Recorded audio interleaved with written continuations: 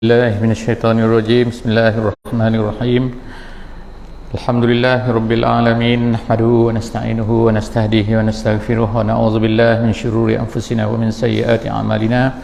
من يهده الله فلا مضل له ومن يضلله فلا هادي له. نشهد أن لا إله إلا الله ونشهد أن محمدا عبده ورسوله. اللهم صل على سيدنا محمد وعلى آله وصحبه أجمعين. InsyaAllah kita sama-sama membaca surah Al-Fatihah supaya Allah Subhanahu Wa Taala akan memberkati majlis kita pada malam ini dengan satu pembukaan yang terbaik, insyaAllah. Al-Fatihah. A'udzubillahi minasyaitonirrajim.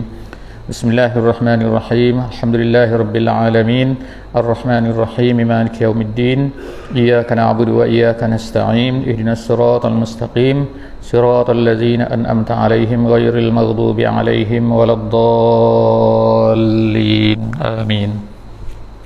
Amin amin ya rabbal alamin. Yang saya kasihi Tuan Imam, yang dikasihi Tuan Bilal dan seterusnya ahli-ahli jemaah muslimin dan muslimah yang dikasihi Allah Subhanahu wa taala. Alhamdulillah, bersyukur pada Allah Subhanahu wa taala pada malam ni kita dapat bersama-sama lagi dalam majlis ilmu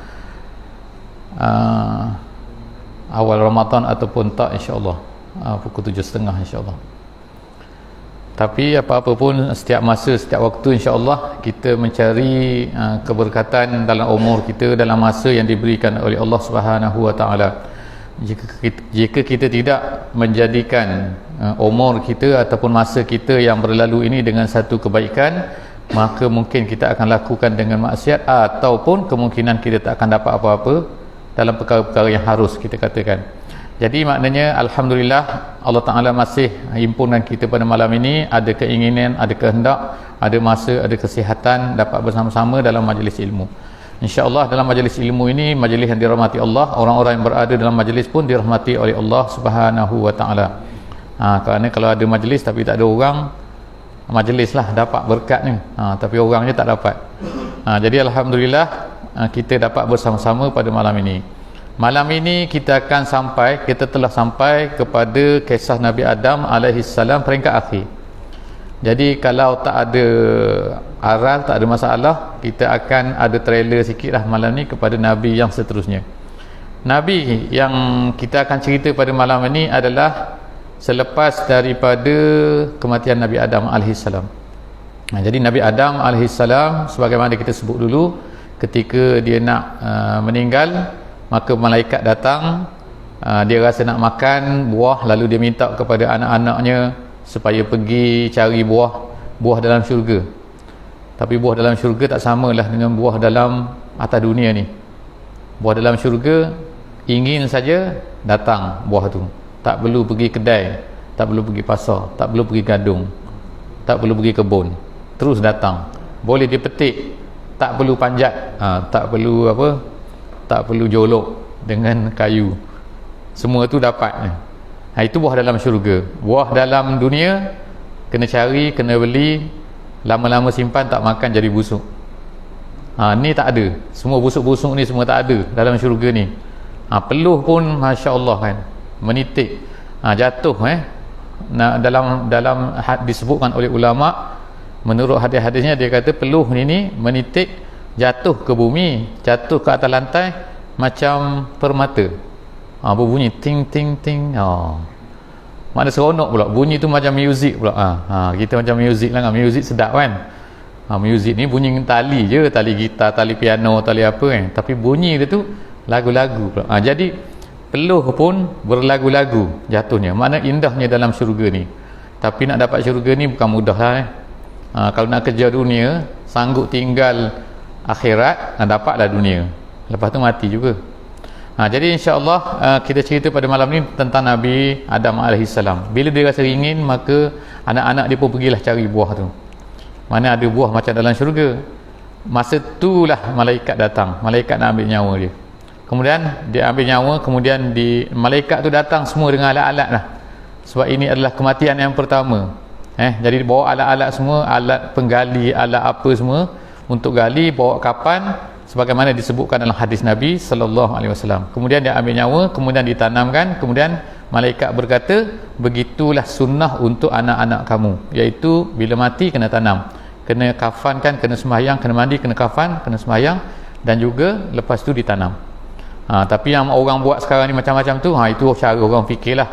Kan manusia ni fikir macam-macam, ada bakar lah, ada tak tahulah buat macam-macam lagi.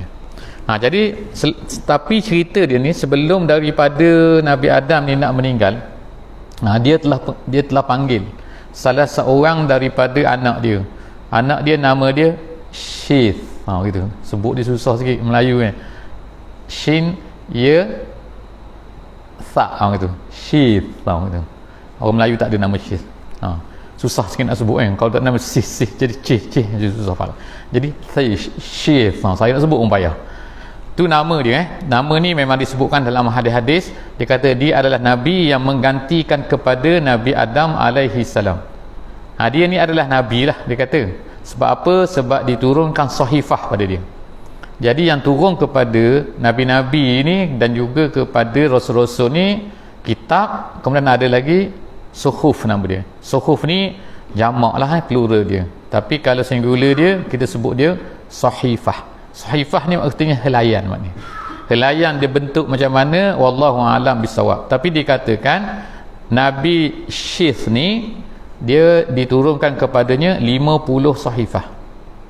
Sahifah ni ada dalam Quran. Sahifah suhuf Musa wa Ibrahim wa Musa dalam Quran sebut kan, dalam surah kita sebut, kita baca surah Al-Musabbihis tu. Hujung sekali suhuf dipanggil suhuf jadi cuma Nabi Syith ni dia tak adalah dalam senarai Rasul-Rasul. Senarai Rasul-Rasul ada 25 sahaja. Tetapi ulama kita beritahu bahawa kitab-kitab Nabi-Nabi Rasul yang diutuskan oleh Allah Ta'ala ni ada 313. Dan Nabi-Nabi pula ada 124,000.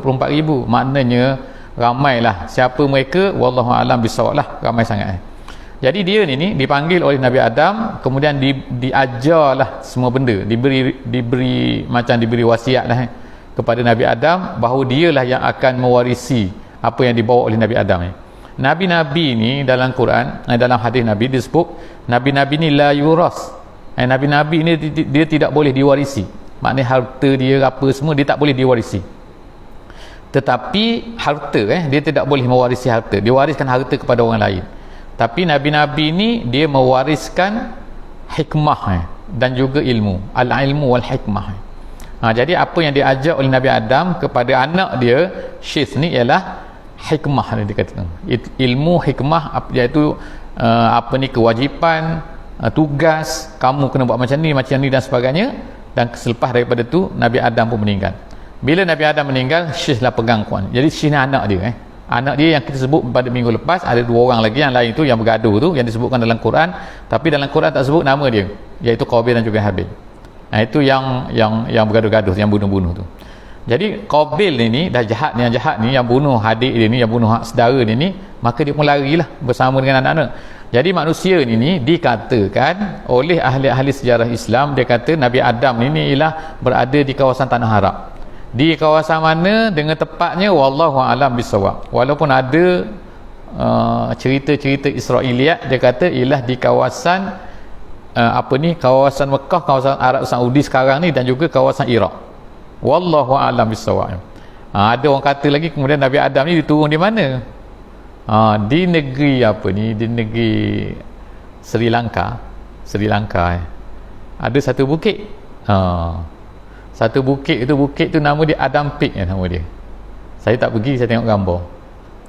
Tapi bukit tu, di atas bukit tu ada macam satu tapak kaki atas bukit tu. Jadi semua orang agama lah mendakwa kata tapak kaki itu masing-masing kata tapak kaki Nabi dia. Orang Buddha kata tu tapak kaki Buddha. Orang Hindu pula dia kata tapak kaki dewa dia. Orang Kristian pula kata itu tapak kaki Adam. Orang Yahudi pun kata macam tu juga. Jadi ada juga orang Islam yang kata itu tapak kaki Nabi Adam. Tu tak tahulah betul tak betul. Tapi nama tempat tu jadi Adam Peak. Jadi pakak pergilah pun orang ramai-ramai melawat di Sri Lanka, tak jauh daripada Colombo. Jadi bukan saya suruh pergi, nak beritahu je. Balik boleh tengoklah dalam internet ada tapak kaki situ. Dia pakai macam-macam pesen lah. Kita orang kita ni kadang-kadang kalau dah jahil, pergilah main gosok sana gosok sini, betul tak betul tak tahu, pakai gosok Kalau pergi tengok di di kubur Nabi Imam Syafi'i pun macam tu. Kubur Imam Syafi'i, kubur Imam Syafi'i ni di Mesir, dia ada satu tempat nama dia Imam Syafi'i, tempat tu nama Imam Syafi'i. Jadi di tempat tu ada satu masjid, dalam masjid tu ada kubur Imam Syafi'i. Tu betul lah, Imam Syafi'i tu memang meninggal di Mesir dan kubur dia tu. Tapi orang yang pergi ni pula macam-macam, bawa anak sakit lah, gosok situ, minta kepada Imam Syafi'i lah. Jadi kita ni tak boleh minta kepada orang yang mayat, tak boleh. Orang mati, orang hidup, bagi kita tak boleh memberi manfaat dan mudarat. Yang bolehnya mengikut setengah ulama ialah minta nama dia ialah tawassul. Itu boleh. Itu pun setengah ulama kata tak boleh tawassul ni. Tapi tak apalah, kita katakan itu ada kata boleh, ada kata tawassul ni bukan makna minta kepada mayat tu, bukan minta kepada orang mati tu, minta kepada ulama apa semua, tak boleh minta kepada dia tak boleh memberi manfaat dan mudarat orang tu. Tapi tawassul saja, dia kata ya, minta dengan keberkatan dan begini-beginilah dan sebagainya. Jadi macam-macam lah orang buat pasal Adam ni. Jadi Nabi Adam ni berada di mana, mati di mana, kubur di mana, wallahu a'lam bissawab. Kita pun tak tahu jadi tak perlulah cari, tak perlu apa takut nak ambil berkat. Kebanyakan daripada nabi-nabi tidak diketahui kubur dia, kecuali yang pasti ialah kubur Nabi kita sallallahu alaihi wasallam. Kubur Nabi kita itu saja yang pastinya. Yang lain tu kubur Nabi Ibrahim, kubur Nabi Musa, tak tahu mana. Cuma adalah yang kita sebut nantilah insya-Allah di manakah kubur Nabi Musa mengikut satu hadis ada dia tunjuk tempat. Tapi di mana, bagaimana Nabi sebut, insya-Allah tunggu dalam sesi kita cerita tentang kisah Nabi Musa nanti. Itu kali yang ke 60 insya-Allah. Ni baru kali yang ketiga, yang ke-7 baru ni. Nanti akan datang Nabi Musa, kita akan cerita benda tu insya-Allah lah lepas-lepas raya ni kan, mungkin tahun depan. Jadi kisah Nabi Adam alaihi salam ini, maka dia pun ceritanya ialah maknanya selepas daripada dia mati, anak-anak dia mula berselerak pergi ke sini, ada yang pergi ke sini, ada pergi ke sini kan. Jadi daripada mana? Daripada kawasan Iraq, daripada kawasan itulah kawasan tanah Arab tu, ada yang pergi berkumpul di Babil nama dia. Satu tempat nama dia Babil. Babil ni ialah orang sebut Babylon lah, orang putih sebut kan. Babylon ini ialah di tepi sungai dekat dengan Baghdad tu. Situ ada nama dia Babil. Babil ni tempat Nabi Ibrahim pun di kawasan tu juga. Nabi Ibrahim, Namrus, semua di kawasan tu. Di Babil Babylon ni. Jadi kalau ikut orang putih adalah dia kata di Babylon ni ada satu benda ajaib dalam dunia kan. Taman tergantung di Babylon nama dia. Tu istana besar dia buat tinggi tu dulu. Sekarang tak ada lah. Wallahu a'lam bissawab, betul ke tak? Tu orang putih lah kata kajian-kajian dia. Jadi di Babil tu kawasan manusia. Ada satu lagi kawasan anak-anak Nabi Adam ni yang berselerak pergilah negeri Mesir. Jadi negeri Mesir pun ialah di antara negeri tempat yang lama yang mana anak-anak Nabi Adam ni pergi, sebagaimana menurut sejarah ahli-ahli sejarah Islam lah yang kita nak cerita sini. Jadi selepas daripada Nabi Adam dah meninggal, dia berilah wasiat kepada Nabi Syis untuk meneruskan perjuangan dia, iaitu perjuangan dia apa? Kerja dia ialah menjaga orang-orang ni, anak-anak dia ni, keturunan-keturunan dia, supaya sentiasa sembah Allah Ta'ala, jangan sembah patung. Tetapi apa yang berlaku ialah setelah daripada Nabi Adam mati ni, terutama anak-anak Qabil, keturunan Qabil yang bunuh saudara dia tadi tu, dia lari daripada ayah dia, kemudian startlah dia berlakulah penyembahan yang tak betul, syirik-syirik pun start berlaku. Sebagaimana kita cerita sampai kepada zaman Nabi Nuh AS. Nabi Nuh ni ialah kalau ikutnya lah keturunan yang ke-6 daripada Nabi Adam AS. Jadi Nabi Syis lepas daripada tu, Syis nak meninggal, dia turunkan kepada anak dia pula. Anak tu menurut setengah riwayat kata ulama lah ni, ini riwayat yang bukan dalam Quran, dia kata nama dia Kinan nama dia. Lepas tu nama dia Mahlayil, kemudian nama tu Yab, kemudian nama selepas tu lahirlah pula Nabi yang seterusnya, yang Rasul yang ada dalam Quran, iaitu Nabi Idris alaihissalam. Jadi kita ada sekarang Nabi Adam, yang kedua Rasul yang ada dalam Quran ialah sebut Nabi Idris. Jadi Nabi Idris ni keturunan yang kelima ataupun yang keempat daripada Nabi Adam alaihissalam. Di mana dia lahir? Lahirnya ialah di negeri Babylon. Menurut setengah riwayat katalah negeri Babylon. Jadi dia ni Nabi Idris ni disebutkan oleh Allah Subhanahu wa taala dalam Al-Quran. Allah Taala sebut sikit saja, tak panjang. Sebagaimana kita sebut dulu bahawa nabi-nabi ni ada 3 jenis dalam Quran. Rasul-rasul ada 3 jenis. Ada yang panjang cerita dia. Seperti Nabi Ibrahim, seperti Nabi Nuh, seperti Nabi Isa, seperti Nabi Musa. Tu cerita panjang. Ada yang cerita dia sederhana. Nabi Yusuf alaihi salam. Ada cerita panjang juga, tapi taklah sepanjang Nabi-Nabi, Nabi Isa, Nabi Musa, Nabi Ibrahim tadi. Ada lagi Nabi-Nabi yang Allah Ta'ala cerita pendek saja dalam Quran. Contohnya ialah Nabi Idris alaihi salam. Nabi Adam ni kira sederhana panjang, kategori sederhana. Yang kategori pendek ni Nabi Zakaria, Nabi Ilyas, Nabi Ilyasa, Nabi Idris, Nabi Zulkifli. Ni sikit sebut dalam Quran. Sebagai contohnya yang kita baca ni, ada beberapa tempat saja dalam Quran yang sebut tentang Nabi Idris. Jadi kita sebut tadi Nabi Idris ni adalah keturunan yang ke-5 ataupun ke-6 daripada Nabi Adam. Maknanya tak jauh lah, tapi tak jauh pun umur orang pada masa tu panjang. Jadi contohlah Nabi Adam ni dia kata 300 lebih umur dia. Ada setengah riwayat kata 1000. Wallahu a'lam bissawab. Saya pun tak sempat nak cari. Penat orang kata pun tak tahu juga dia kata macam ni katanya. Tapi dia kata ialah panjang umur dia tu. Kemudian contohlah Nabi Nuh, yang Allah Ta'ala sebut dalam Quran. Nabi Nuh umur dia saja, Nabi Nuh pada zaman tu ialah umur saja 1000 lebih. 1000 lebih. Itu pasti yang tu. Sebab Allah Ta'ala sebut dalam Quran, dia buat kerja saja, buat kapalnya, mengajak orang kepada agama dan sebagainya tu 950 tahun. Itu memang pasti. Nombor tu memang nombor disebut oleh Allah Ta'ala dalam Quran. Bukan ulama-ulama kata mengada-ngada lah, tak. Tapi nombor tu. Jadi kalaulah dia dah bekerja 950 tahun, duk buat perahu, duk buat mengajar orang. Jadi umur dia ulama kata ialah lebih daripada 1000. Itu menjadi umur pada masa tu memang standard lah macam tu. Kalau kita sekarang ni pun jadi makin pendek, jadilah 63 tahun umur umat Nabi Muhammad SAW yang puratanya macam tu. Adalah yang terlebih sikit, ada, tapi tak lagi lah kot 200. Kalau ada orang 200 tu kita pun pelik lah, kata ya ke awak ni 200, tengok IC sikit. Awak lahir bila, kata zaman apa ni, zaman kereta tak ada lagi. Zaman apa benda, susahkan handphone. Tak ada. Tu jadi tu pelik lah, tak ada lah orang. Kalau 90 lebih tu bonus banyak lah tu kan. Berapa kali bonus tu. Jadi sekarang ini sampailah kepada Nabi Idris alaihi salam. Allah Subhanahu wa taala sebut Nabi Idris ni a'udzubillahi minasyaitonir rajim. Wazkur fil kitabi Idris. Allah Ta'ala kata, dan ingatlah, sebutlah di dalam kitab ni, dalam Quran, iaitu tentang Nabi Idris. Innahu kana siddiqan nabiyya. Allah Ta'ala kata dia ni adalah seorang yang nombor 1 sifat dia siddiq, dan dia ni adalah Nabi. Jadi confirm lah, siapa yang mengatakan kata dia ni bukan Nabi, salah. Sebab apa? Boleh jadi keluar daripada agama lah, sebab bertentangan dengan apa? Dengan Quran. Quran memang sebut dia ni adalah Nabi, dan dia ni adalah siddiq. Siddiq ni mana benar? Mana ni? Yang keduanya Allah Ta'ala kata dalam seterusnya, dalam ayat seterusnya dia kata wa rafa'nahu makanan aliyya. Wa rafa'nahu maknanya kami angkat dia ke tempat yang makanan aliyya, tempat tinggi. Nabi Idris ni, apa maksud diangkat ke tempat tinggi ni? Ada banyak pendapat ulama. Ini diceritakan di tu pengakhiran kisah ni. Ni tak masuk lagi tengah-tengah. Jadi kita tunggulah, kita akan cerita insya-Allah akhir dia ni dalam pengakhiran kisah Nabi Idris alaihi salam. Jadi kita akan baca ayat tadi tu. Diangkat-angkat tu ke mana? Ada orang kata dia hidup lagi sampai sekarang dah. Ada orang kata dia ni tak mati-mati. Ada orang kata dia masuk syurga tak nak balik-balik. Tu yang saya pun dengar jugalah dulu.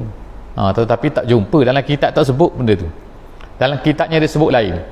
Maksud Allah Ta'ala angkat dia ke tempat yang tinggi.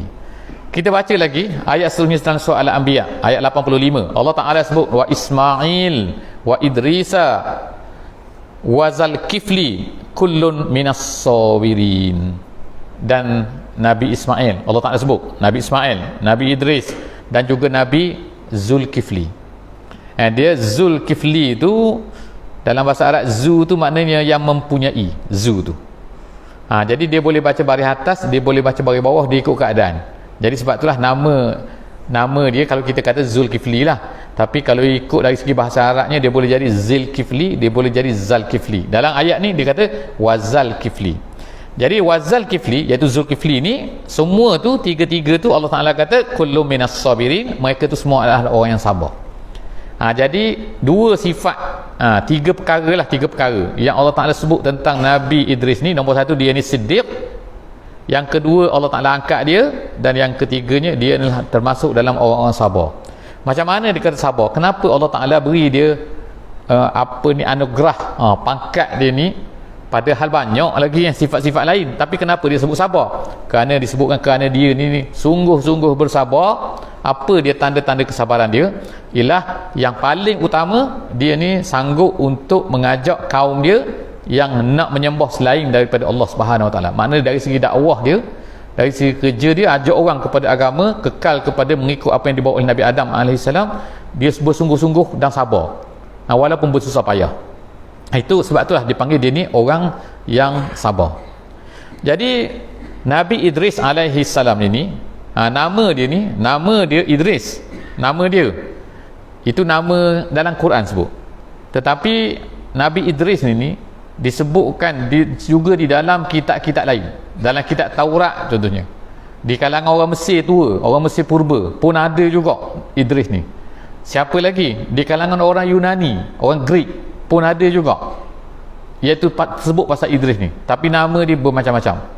Jadi ada yang kata nama dia Memphis lah, ada yang kata Hermes lah, ada yang kata nama Oknus lah, nama dia macam-macam nama ni disebutkan oleh dalam kitab-kitab yang lain, dalam tulisan-tulisan lama. Jadi kesemuanya nak menunjukkan, ulama kata ialah bahawa Nabi Idris ni sangat popular, seorang yang popular di kalangan orang-orang zaman dulu. Kerana apa? Kerana kepandaian dia. Dia ni pandai apa dia ni? Contohnya ialah ulama sebut orang-orang yang diutuskan oleh Nabi Adam, manusia ni yang diutuskan oleh Allah Ta'ala utuskan Nabi Adam AS, Nabi Syis AS, dan seterusnya sampailah kepada Nabi Idris. Mereka ni mula-mula turun ke bumi, mereka ni dah pandai. Bukan mereka ni bodoh, mereka tak tahu apa, mereka baru nak belajar, belajar dari pengalaman dan sebagainya, sebagaimana yang disebutkan oleh ahli-ahli sejarah orang barat. Sejarah orang barat kata manusia ni adalah muka dia pun macam ambuk juga, dia kata berjalan tu mengarang-ngangkang macam tu, lepas tu tiba-tiba jadi tangan jadi pendek. Dulu tangan dia panjang. Tu memang dia tu memang nak support lah, nak sokong menyokong antara satu sama lain, nak katanya bahawa manusia dulu ni adalah beruk, dia kata, ambuk, dia kata. Lepas tu dia bertukar sikit-sikit, kemudian barulah jadi orang. Tu kata orang-orang barat. Jadi ramai juga orang Islam pun dulu tertipu lah juga. Sebab apa? Dah kita belajar fizik, belajar chemistry, belajar macam-macam, kita belajar ni biologinya. Jadi akhirnya kita pun dah rasa kagum dengan dia. Marilah Charles Darwin mengajar manusia ni daripada beruk. Jadi dia buatlah gambar manusia ni macam tu. Dia katalah dia jumpa tengkorak sini. Bila tengkorak ni dia buat tu, dia kata memang manusia dulu macam ambuk, dia kata. Padahal benda tu adalah semua tu tipu-tipu belaka. Kita tak percaya kepada benda tu. Itu adalah teori-teori lah, kita kata, dia mengada-ngada. Yang kita percaya dalam Quran. Nabi Idris ni kalau ikutnya setengah ulama Islam kata nama dia Idris kerana apa? Daripada perkataan darasa. Darasa tu maknanya pandai, darasa tu maknanya belajar. Jadi Idris ialah orang yang terpelajar. Kerana apa? Disebutkan oleh ulama-ulama Islam, dia kata nombor satu, dia ni orang yang antara orang yang pandai menjahit pakaian, jahit topi, jahit baju, jahit kasut. Dia pandai menjahit. Jadi dia kata dia buat kain semua sekali lah, dia menjahit ni. Jadi dia kata dia setiap kali dia cucuk benang itu, dia akan bertasbih subhanallah. Gitu. Jadi setiap kali dia cucuk subhanallah. Jadi kain dia apa pun yang dia jahit itu adalah kain yang berkat lah. Sehingga dia kata Nabi Idris alaihissalam ni, kalaulah dia lupa nak cucuk tu, nak sebut subhanallah, dia akan ungkai balik. Kan kadang-kadang kita buat lupa apa? Terbuat dah. Sebab apa? Sebab dah terbiasa buat, jadi kita buat. Jadi dia kata Nabi Idris ni kalau dia terlupa nak subhanallah, dia akan ungkai balik kawasan tempat yang dia tak sebut nama Allah tu. Tu nak cerita hebat dia lah, kata kan. Yang keduanya, dia ni adalah orang yang pandai membaca dan menulis. Sebab itulah nama dia Idris. Dia kata orang pandai. Jadi dia ni pandai dah ni menggunakan pen ni.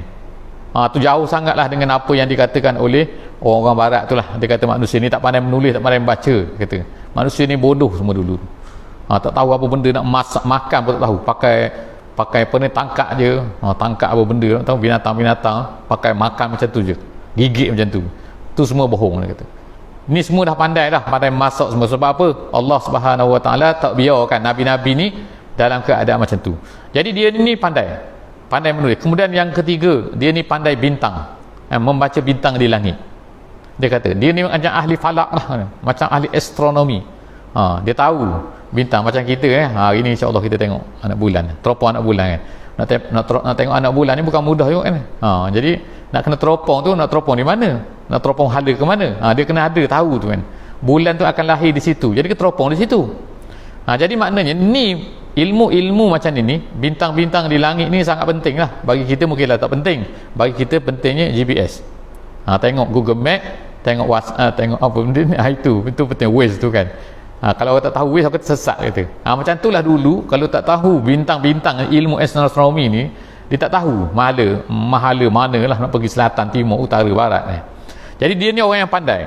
Kemudian yang ketiganya, dia ni adalah orang yang tahu apa ni dipanggil funun, dia panggil dalam bahasa Arab lah, sebab lain macam bahasa Arab, dia kata fununul Madinah, dia kata, iaitu seni macam mana nak susun bandar. Tak tahulah orang sekarang ni ada sampai khusus orang seni bandar ni, nak susun bandar, nak letak ni di mana, nak letak ni di mana. Jadi dia tahu benda tu. Jadi dia ni telah dipanggil lah, orang nak buat bandar akan panggil dia. Panggil siapa? Panggil Nabi Idris alaihi salam. Tu di antara perkara-perkara lah, kepandaian yang mana Nabi Idris ni diberi oleh Allah Ta'ala, dan kemudian dia gunakan ilmu-ilmu itu untuk mengajarkan benda ni kepada orang, dan kemudian dia menggunakan untuk mengajar orang kepada agama yang benar. Jadi seterusnya sampailah kepada hujung-hujung lah cerita dia ni, ketika dia nak mati. Ni cerita ni tak sebut dalam hadis, tetapi disebutkan oleh ulama-ulama Bani Israel. Kita katakan dia Israiliyat lah, Israiliyat lah. Tetapi Israiliyat yang tidak bercanggah, iaitu diceritakan bahawa dia ikut malaikat naik ke langit, naik ke langit sampailah ke langit yang keempat, dia kata. Ni cerita dalam Israiliyat saya sebut, saya disclaimer siap-siap ni, takut tersalah ni. Jadi sampai kepada langit yang keempat tu, berjumpalah dengan malaikat yang nak pergi ambil nyawa dia. Sampai tengah jalan tu kata, "Wait." Kata, macam tu lah, tanya, "Kenapa kau duduk sini?" Kata, "Aku disuruh untuk ambil nyawa kau di bumi tu. Kau duduk sini." Dia kata dia tak nak turun dah, dia kata. Ambil nyawa di sini lah, dia kata. Akhirnya dia pun diambil nyawa di situ, di langit yang keempat. Sebab tu ni cerita ni dalam hadis Nabi sallallahu alaihi wasallam, dalam kisah Isra dan Mi'raj, Nabi berjumpa dengan Nabi Idris ni di langit yang keempat. Dia mati situ. Jadi dia tak turun-turun dah. Itulah maksud ulama tafsir kata, maksud yang disebutkan oleh Allah Subhanahu Wa Taala, wa rafa'nahu makanan aliyya. Kami angkat dia ke tempat yang tinggi. Tempat tinggi situ ialah maksudnya langit yang keempat. Cerita pasal langit banyak lapis ni, itu macam-macam lah pula orang kata maksud dia macam ni. Itu kita tak nak ceritalah di sini kan. Itu jadi selepas daripada tu, maknanya dia meninggal lah, dan dikatakan umur dia ialah lebih daripada 80 tahun. Tu sekarang ni habis kita kisah Nabi Adam alaihissalam. Nabi Adam meninggal, kemudian datangnya Nabi Ismail, kemudian selepas daripada tu datanglah pula Nabi Nuh alaihissalam. Nabi Nuh ni cucu, dia kata. Menurut setengah riwayat kata dia adalah cucu kepada Nabi Idris alaihissalam. Jadi bagaimana cerita? InsyaAllah hari ni kita akan masuk sikit ni. Kita tak akan habis lah. Cerita Nabi Nuh ni di antara cerita yang terpanjang, antara yang panjang yang disebutkan oleh Al-Quran. Kisah Nabi Nuh, kemudian kita ada kisah Nabi Ibrahim, kita kata kisah Nabi Musa, kisah Nabi Isa alaihissalam. Ni semua yang panjang-panjang. Jadi kita akan tengok hari ini insyaAllah cucu kepada Nabi Idris alaihissalam yang bernama Nuh. Bila Nabi Nuh ini saya sebut sikit lagi tadi, Nabi Idris alaihissalam tadi, Nabi Idris ni dia ni Allah Ta'ala kata dia ni siddiq, kemudian Allah Ta'ala kata dia ni sabir, orang sabar. Dia kata diceritakan bahawa dia ni bukan hanya berdakwah di negeri Iraq. Ni zaman tu, mana dia bukan hanya berdakwah di negeri Iraq, tapi dia pergi beberapa kali ke negeri Mesir untuk berdakwah di sana. Sebab itulah di kalangan orang Mesir masyhur Nabi Idris ni. Jadi maknanya dia ulang-alik ke negeri Mesir untuk berdakwah ke negeri Mesir ni. Pada masa tu ada dah anak-anak Nabi Adam ni yang dah pergi tinggal di negeri Mesir. Jadi Nabi Idris ni pergi ke negeri Mesir tu untuk berdakwah kepada mereka, ajak kepada agama yang betul. Sekarang apabila dah meninggal, dah tak ada dah Nabi Idris ni, kita masuklah pula kepada kisah Nabi Nuh. InsyaAllah dalam masa 10 minit insyaAllah. Kisah Nabi Nuh, kita buat introduction dulu. Nabi Nuh alaihissalam ni panjang cerita dia, dan ada surah yang khusus di dalam Al-Quran yang nama dia surah Nuh. Surah Idris tak ada dah. Surah Adam tak ada juga. Surah yang pertama, surah Nabi Rasul yang ada ialah surah Nuh alaihissalam. Jadi dalam surah Nuh Allah Ta'ala sebutkan kisah Nabi Nuh ini untuk menceritakan, dia ada 43 kali dalam Quran sebut kisah Nabi Nuh alaihissalam. Kisah nama Nuh ni disebutkan oleh Allah Ta'ala kisah Nuh. Dan semua cerita-cerita pasal kisah Nabi Nuh alaihissalam ni adalah turunnya semasa Nabi kita berada di Mekah, bukannya di Madinah. Jadi ada beza Mekah dengan Madinah. Mekah ni Nabi kita ni ialah sedang berdakwah kepada orang Mekah. Di Madinah ni Nabi kita ni berdakwah juga, tapi berdakwahnya lebih besar lagi, iaitu orang-orang yang berada di luar Madinah. Dia beza sikit. Di Mekah Nabi kita ni menjadi orang-orang yang diburu, orang-orang yang dituduh, orang-orang yang dikatakan maknanya dipermain-mainkan oleh orang-orang kafir. Tetapi di Madinah Nabi kita jadi raja. Macam tu. Nabi kita ni jadi Perdana Menteri, jadi Presiden, jadi ketua kepada orang-orang yang berada di Madinah dan juga orang-orang yang di luar Madinah. Jadi apabila Nabi kita ni berada di Mekah, maka kerja dia ialah berdakwah. Istiharah untuk kembali leluan pengumuman. Ya. Jam tak ada. Sekarang sedang berlangsung.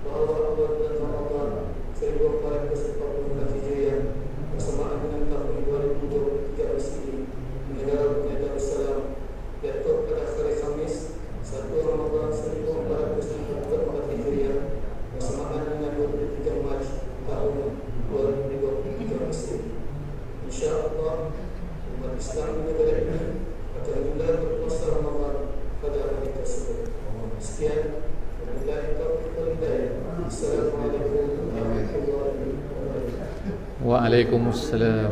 Bismillahirrahmanirrahim. Kita membaca doa sedikit dengar. Bismillahirrahmanirrahim. Alhamdulillahirabbil alamin. Wassalatu wassalamu ala sayyidina Muhammadin wa ala alihi wa sahbihi ajma'in. Allahu akbar, Allahu akbar, Allahu akbar. Allahumma ahillahum 'alaina bil amni wal iman. والسلامة والإسلام والتوفيق لما تحب وترضى ربنا وربك الله الله أكبر يا الله jadikanlah hilal itu bagi kami dengan membawa keamanan dan keimanan, keselamatan dan Islam, dan membawa taufik membimbing kami menuju apa yang Engkau cintai dan Engkau ridai. Tuhan kami dan Tuhan kami wahai bulan, yakni Allah Subhanahu wa taala. Sallallahu ala sayyidina Muhammad wa ala alihi wa sahbihi wa sallam. Walhamdulillahi rabbil alamin. Amin ya rabbal alamin. Alhamdulillah, Allah Taala telah perkenankan doa kita kurang-kurangnya. Allahumma balighna Ramadan, sekarang dah sampai kepada Ramadan. Allah membalighna Ramadan tu maknanya ya Allah, sampaikanlah kami kepada Ramadan. Jadi sekarang alhamdulillah masih hidup lagi di Ramadan. Jadi insya-Allah malam ni kita mulalah untuk sembahyang tarawih kan. Ustaz tak betul jadi insya-Allah lah setakat itulah saja. Jadi kita berhenti pada kisah Nabi Nuh alaihi salam. Insya-Allah kita akan sambung lepas hari raya insya-Allah. Alhamdulillah. Aku qauli hadza wa astaghfirullahal azim li wa lakum. Jadi kita tangguh majlis pada malam ni dengan sama-sama membaca surah Al-Fatihah wal 'asr insyaallah. Bismillahirrahmanirrahim. Wal 'asri innal insana lafi khusr illa allazina amanu wa 'amilus solihat wa tawasaw bil haqqi wa tawasaw bis sabr. Wassalamualaikum warahmatullahi wabarakatuh.